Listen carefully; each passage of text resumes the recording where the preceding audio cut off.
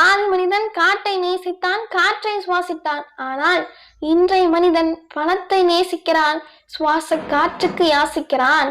அந்த நிலைமைக்கு இந்த தமிழ்நாடு அரசு நம்மை தள்ளிவிட்டது. மக்களை காப்பதும் மண்ணை காப்பதும் ஒரு அரசனுடைய தலையாய கடமை. அந்த கடமையை தமிழ்நாடு அரசு செய்கிறதா என்ற கேள்விதான் நாம் தமிழர் கட்சி எழுப்புகிறது.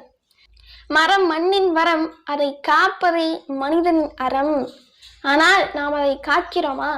அழித்து கொண்டிருக்கிறோம். என்னுயிர் சொந்தங்களே, இயற்கை வளங்களை நாம் அழித்து கொண்டிருக்கிறோம். எல்லா அழிவு திட்டங்களையும் தமிழ்நாடு அரசு தமிழ்நாட்டில் கொண்டு வருகிறது.